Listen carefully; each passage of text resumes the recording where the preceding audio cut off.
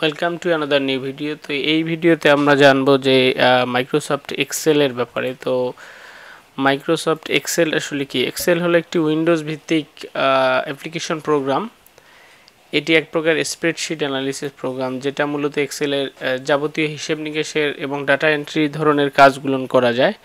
তো স্প্রেডশিটের আবিধানিক অর্থই হলো যে ছড়ানো পাতা আর কি, যেটা বিভিন্ন এখানে রো এবং কলামের মাধ্যমে যে কোনো ধরনের হিসাব নিকেশের কাজগুলো করা হয়। অর্থাৎ অ্যাপ্লিকেশন প্রোগ্রামটির সাহায্যে জটিল গাণিতিক গণনা, সেটা হতে পারে ডাটা এন্ট্রি বা তথ্যকে আকর্ষণীয়ভাবে উপস্থাপনার এবং নিখুঁতভাবে চার্ট বা গ্রাফ তৈরি আকারেও এটি জটিল অতি সহজেই সমাপন করা যায় এই ধরনের কাজগুলো। আমাদের এখানে এই এক্সেল শিটে আপনারা দেখতে পাচ্ছেন যে এখানে কলাম আছে 16,384টি, 10,48,576টি রো আছে। কলাম আর রোয়ের সমন্বয়ে সৃষ্ট প্রতিটি ছোট ঘরকে বলা হয় সেল। এখানে যে ঘরগুলো দেখতে পাচ্ছেন প্রত্যেকটাই এক একটা করে সেল। চলুন আমরা শুরু করা যায়। এটা করার জন্য আমরা যদি দেখি যে আমাদের এখানে কলাম কতগুলো আছে, তো এটা দেখার জন্য আমরা আমাদের কিবোর্ডের কন্ট্রোল বাটন প্রেস যদি করি, কিবোর্ডের একসাথে কন্ট্রোল এবং লেফট অ্যারো কি যে বাটনটা আছে, এটা যদি আমরা প্রেস করি, আমরা দেখতে পাচ্ছি যে এখানে আমাদের লাস্ট যে কলামটা সেটা হলো XFD।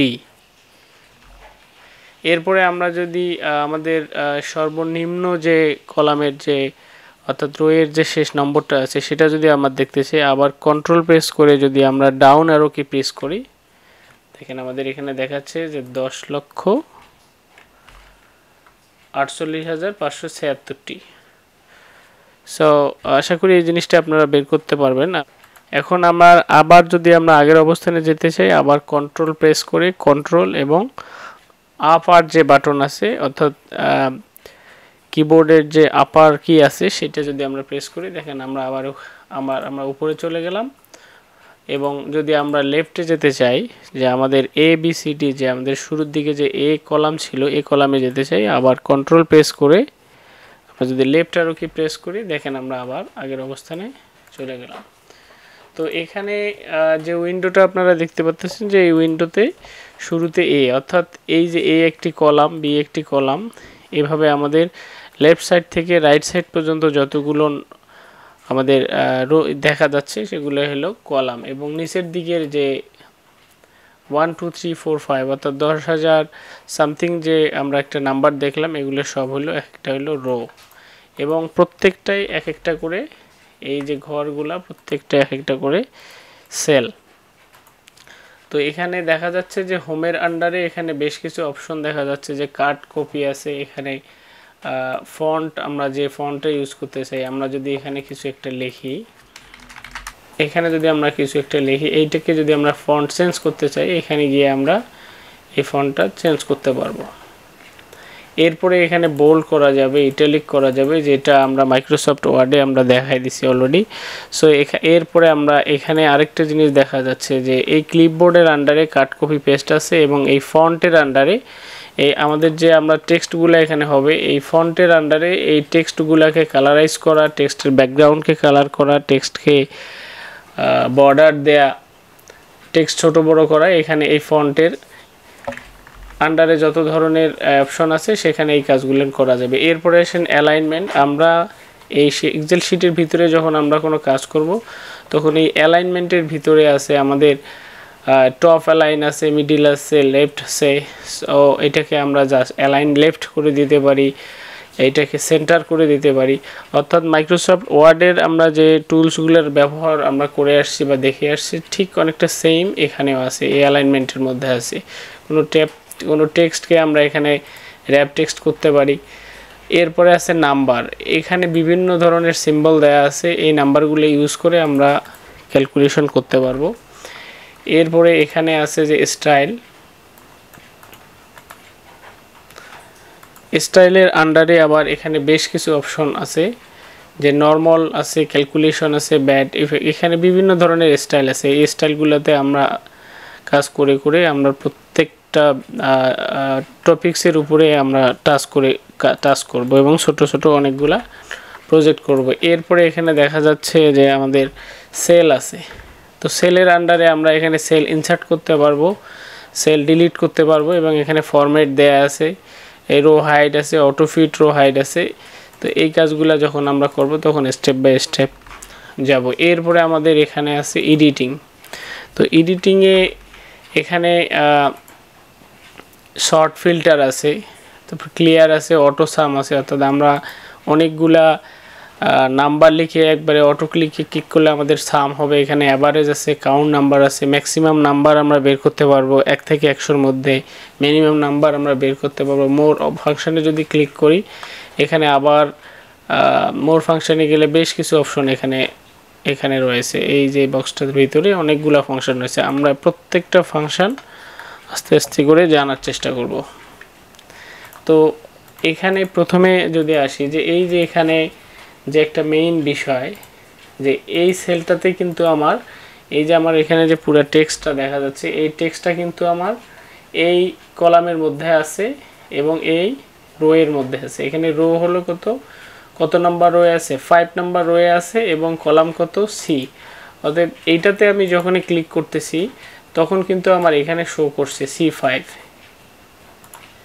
আর টেক্সটটা কিন্তু আমার এখানে নেই, এখানে কিন্তু কোনো টেক্সট নেই। এই টেক্সটটাই কিন্তু আমাদের, যেহেতু এই টেক্সটটা বড়, এই টেক্সটটাই পাশের যে রোগুলো আছে অর্থাৎ পাশের যে কলাম আছে এগুলোতেও কিন্তু রয়ে গেছে। সো এটা করার জন্য আমরা যদি এখানে ক্লিক করে আমরা এটা সিলেক্ট করে যদি মার্জ করে নেই, এটা মার্জ করে নেওয়ার পরে কিন্তু দেখেন আমাদের এটা তখন যখন আমি এখানে ক্লিক করতেছি তখন কিন্তু আমার একবারই সিলেক্ট হয়ে যাচ্ছে সবগুলো টেক্সট, আমাকে কিন্তু আলাদাভাবে সিলেক্ট করতে হচ্ছে না যখন আমি মার্জ করে নিলাম। কিন্তু আগের অবস্থানে যদি আবার চলে যাই, এই অবস্থায় যদি যাই আমি, এখানে কিন্তু আমার ইন্ডিভিজুয়াল, এখানে আমার এই টেক্সটটা যেহেতু পুরাটা রোতেই চলে গেছে, সো আমি একটাতে ক্লিক করলে কিন্তু আমার হচ্ছে না। এটার জন্য আমাকে এখানে কার্সর রেখে শিফট প্রেস করে আমাকে লেফট অ্যারো কি ধরে আমাকে সবগুলো টেক্সট সিলেক্ট করে নিতে হচ্ছে। সো এইটা গেল আপনার টেক্সটের যে ব্যবহার সেটা। তো এরপরে আসলো আমাদের যে সবার আগে আমাদেরকে এই জিনিসটা জানতে হবে যে প্রত্যেকটাই এক একটা করে রো এবং কলামগুলোকে আমাদেরকে আইডেন্টিফাই করতে হবে। যে যখন আমি কোনো একটা সেলকে সিলেক্ট করব আমাদেরকে আগে নোটিশ করতে হবে যে আমি কত নাম্বার সেলে আছি, কত নাম্বার রো এবং কত নাম্বার কলামে আছি। তো এটা নোটিশ করার আগেই কম্পিউটার এখানে কিন্তু শো করবে যে আমার যে কার্সরটা এখানে বসানো আছে এই কার্সরটা L8, মানে হলো যে আপনার কলাম এখানে আছে L এবং রো আছে 8। তো আমাদের এখানে যে টেক্সটটা আছে এই টেক্সটটাকে যদি আমরা এই টেক্সটটাকে যদি আমরা বড় করতে চাই, তো এটা করার জন্য আমরা এখানে সিলেক্ট করে ধরে আমরা যদি এখানে মার্জ করে নিই, মার্জ করে যদি আমরা এখানে ফন্ট সাইজটা কিন্তু আমরা বাড়ালে দেখেন আমাদের ফন্ট সাইজটা বড় হয়ে যাচ্ছে। কিন্তু এখানে একটা সমস্যা রয়ে গেছে, যখন আমরা ফন্ট সাইজটা বাড়ালাম তখন কিন্তু ফন্টটা আমাদের ভিতরে ঢুকে গেছে, কারণ আমার যে এখানে স্পেস, এই স্পেসটা থেকে ফন্টের সাইজটা বেশি হয়ে গেছে, এই কারণেই ফন্ট আমার ভিতরে ঢুকে গেছে। ফন্ট কিন্তু এই মুহূর্তে আমি দেখতে পাচ্তেছি না, আমার ফুল ফন্টটা এখানে শো করতেছে না। তো এটা করার জন্য আমি আবার এখানে ক্লিক করব, ক্লিক করে আমি যদি ফন্ট সাইজটা ছোট করে নেই, এটা আমার ফন্ট। সো এই লেখাটাকে যদি আমি এখান থেকে ধরে এই পর্যন্ত ধরে যদি আমি এটা সিলেক্ট করে আমি যদি এখানে মার্জ করে নেই, আমাদের অলরেডি কিন্তু এখানে মার্জ সিলেক্ট করা আছে। কেন মার্জ সিলেক্ট করা আছে? যেহেতু আমার এখানে আমি এই যে 5 নাম্বার রোটার আমি পুরোটা এই জিনিসটা মার্জ করছিলাম, এই কারণে কিন্তু আমার মার্জ এখানে সিলেক্ট করা আছে। সো যখন আমি এটা আনসিলেক্ট করব, জাস্ট এখানে ক্লিক করে ধরে যদি আমি এখানে মার্জে ক্লিক করি, এখানে যদি মার্জে ক্লিক করি দেখেন আমার কিন্তু আবার আগের অবস্থানে চলে গেছে। তো এই আমার সোনার বাংলা, আমার এই টেক্সটটা যদি আমি এই পর্যন্ত নিতে চাই, আমি তখন আমি কি করব, এখানে ক্লিক করব, এখানে ক্লিক করে মাউস ড্র্যাগ করে ধরে যদি আমি এইটা টেনে নিয়ে আসি এই পর্যন্ত, অর্থাৎ ও পর্যন্ত যদি নিয়ে আসি এই, এবং রোয়ের যদি 6 নাম্বার রো পর্যন্ত নেই, এটা সিলেক্ট করে ধরে যদি আমি মার্জ অ্যান্ড সেন্টার করে দেই, জাস্ট মার্জ অ্যান্ড সেন্টারে ক্লিক করার সাথে সাথে দেখেন কি হয়ে যাচ্ছে, এটা কিন্তু আমার মার্জ হয়ে গেল, মার্জ অ্যান্ড সেন্টার। এখন এই টেক্সটটা যে আমার আছে, এই টেক্সটটা আমার কোথায় আসলো, টেক্সটটার নিচে আসলো, কিন্তু নিচে আসলে তো এটা অড দেখা যাবে, এটা আমার করা দরকার এখানে, অর্থাৎ মিডিলে। তো এটা করার জন্য এইখানে দেখেন, এটা করার জন্য আমাদের কি করতে হবে, মিডিল অ্যালাইনে ক্লিক করতে হবে। আমি যদি মিডিল অ্যালাইনে ক্লিক করি, দেখেন আমার এটা মিডিলে হয়ে গেছে, এটা কিন্তু মিডিলে হয়ে গেছে। এইখানে আমি যদি একটা লিখে একটা এই যে এসএসসি রেজাল্ট, এখন এই লেখাটাকে যদি আমি বড় করতে চাই, সেক্ষেত্রে কিন্তু আর আমার এক্সট্রা কোনো বার্ডেন হবে না। আমি জাস্ট সিলেক্ট করে ধরে যদি এই লেখাটাকে এখান থেকে বড় করি, দেখেন এখন কিন্তু আমার এক্সট্রা জায়গা নিলেও ওই জায়গার মধ্যে এখন কিন্তু আমার এই লেখাটাকে ধরে আমি আমার ইচ্ছা মতো করে বাড়াতে পারতেছি। এরপরে এই জিনিস এটা যদি আমি কালার করে দিতে চাই, আবার এখানে ক্লিক করে ধরে এই যে আমি এখানে একটু দেখাই জুম করে, ফন্ট আমি বলছিলাম যে ফন্ট রিলেটেড যত ধরনের কাজ আছে সেগুলো কিন্তু সব এখানে আছে।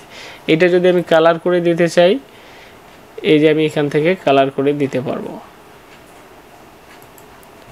এখান থেকে ব্যাকগ্রাউন্ডটা আমি কালার করে দিতে পারলাম। এরপরে আমি চাইলে এখান থেকে দিতে পারি এসএল নাম্বার, এখানে দিতে পারি বাংলা, এখানে দিতে পারি ইংলিশ, ম্যাথ,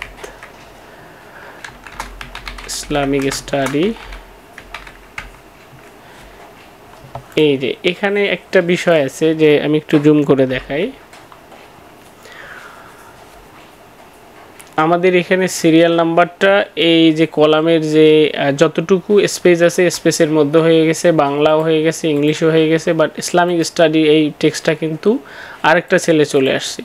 তো এইটা করার দুইটা ওয়ে আছে, যে আমরা এটা কিভাবে এই যে আমাদের যে এখানে যে বর্ডারটা আছে, লাইনটা আছে, এই লাইনটাকে আমরা কিভাবে ডান দিকে নিয়ে আসবো। তো এটা করার জন্য দুটো অপশন আছে, যে আপনি চাইলে এখান থেকে ধরে সরাইতে পারেন, এই যে আমাদের সরে গেল। এটা না করে যদি আরেকটা অপশন আছে, যে আমরা যদি এখানে যেহেতু আমাদের লাইনটা আমাদের এই টেক্সটটার আরও স্পেস লাগতেছে, আমরা যদি এখানে এসে জাস্ট এটাতে এসে ডাবল ক্লিক করি, জাস্ট এখানে এসে যদি আমরা এখানে ডাবল ক্লিক করি, তাহলে কিন্তু অটো যতটুকু জায়গা ঠিক ততটুকুই নিয়ে নেবে। আর আমরা যদি এখানে এসে এখানে যদি আমরা টেনে করি, সেক্ষেত্রে দেখা গেলো যে আপনার স্পেসটা কমও যেতে পারে বা স্পেসটা বেশিও হতে পারে। তো এটা করার জন্য আমাদের সবথেকে বেটার ওপিনিয়ন হলো যে আপনি এই জায়গায় যদি একটা ডাবল ক্লিক করেন, দেখেন এখন কিন্তু আমাদের কমে গেল। এরপরে আমরা চাইলে যদি এই ফন্ট সাইজটাগুলোকে বড় করে দিই, আমরা একবারে সবগুলোকে ধরে সিলেক্ট করে আমরা চাইলে এখান থেকে বোল্ড করতে পারি, এরপরে এখান থেকে ফন্ট সাইজ বাড়াতে পারি, এখান থেকে কমাতেও পারি, চাইলে ইটালিকও করে দিতে পারি। এরপরে এখান থেকে যে ফন্ট সাইজ আছে, এখান থেকে বিভিন্ন ফন্ট ফ্যামিলিও ইউজ করা যাবে। তো যেহেতু এটা আবার আমাদের স্পেস দরকার হচ্ছে, এখানে স্পেস দরকার হচ্ছে, আমি এখানে গিয়ে ডাবল ক্লিক করে নিচ্ছি, আবার এখানে গিয়ে ডাবল ক্লিক করে নিচ্ছি। যেহেতু এটাতে আমার জায়গা দরকার হচ্ছে না, এখানে ডাবল ক্লিক করার পরে কিন্তু জায়গাটা আরও ছোট হয়ে গেছে, এখানে আমি ডাবল ক্লিক করে ঠিক করে নিচ্ছি। তো এই গেলে মোরলেস যে আমরা একটা সেলে কিভাবে মার্জ করব এবং এখানে নাম্বার বা বিভিন্ন ধরনের কলামে আমরা যে টেক্সটগুলো লিখব। তো এটা ফন্টের এবং অ্যালাইনমেন্টের কাজটা আশা করি বুঝতে পারছেন। তো এটাতে যদি আমি আবার আরেকটু দেখাই, এটা আমি ইটালিকটা তুলে দিচ্ছি, দেওয়ার পরে এখানে দেখেন এই মুহূর্তে আমাদের যে এই টেক্সটগুলো এগুলো কিন্তু লেফট সাইডে আছে, তো রাইট সাইডে কিন্তু একটু করে স্পেস আছে। এটা করার জন্য আমরা যদি একটু এখানে নজর দিই, এইটা কিন্তু আমাদের আবার এই যে আমাদের সেলটা আছে, এই সেলটার ডাউন সব থেকে ডাউন বটমে অ্যালাইনমেন্টে কিন্তু করা আছে, এটা আমাদের মিডল অ্যালাইনমেন্টে নাই। আমরা চাইলে এটা কিন্তু মিডল অ্যালাইনমেন্টেও করে নিতে পারবো। সো এটা করার জন্য আমাদের এই ফন্টগুলোকে আমাদের এখানে যে কলামগুলো আছে, কলামের টেক্সটগুলো আমরা সিলেক্ট করলাম, সিলেক্ট করে ধরে যদি আমরা এখানে মিডল অ্যালাইনমেন্ট করে দিব এবং এইটা যদি আমরা আবার সেন্টার করে দেই, দেখেন আমাদের এটা কিন্তু সেন্টার হয়ে যাচ্ছে। বা আমরা যদি চাই এটা রাইট অ্যালাইনমেন্ট করে দিই, রাইট অ্যালাইনমেন্ট আছে, তখন কিন্তু লেফট অ্যালাইনমেন্টে অনেক জায়গা আছে। সো এটা করার জন্য আবার আমরা সেন্টার করে দেব। যখন এটা মিডল করে দেব এবং এটা সেন্টার করে দেব, তখন এই জিনিসটা দেখতে প্রফেশনাল লাগবে। তো আশা করি এই ভিডিওতে হোমের আন্ডারে ক্লিপবোর্ড, ফন্ট এবং অ্যালাইনমেন্টের ব্যাপারে একটা কনসেপ্ট পেয়েছেন। তো পরবর্তী ভিডিওতে আমরা পরের অপশনগুলো দেখাবো। ভিডিওটি শুরু থেকে শেষ অবধি দেখার জন্য ধন্যবাদ। যদি ভিডিওটি ভালো লেগে থাকে চ্যানেলটি সাবস্ক্রাইব করে পাশে থাকবেন। Thank you.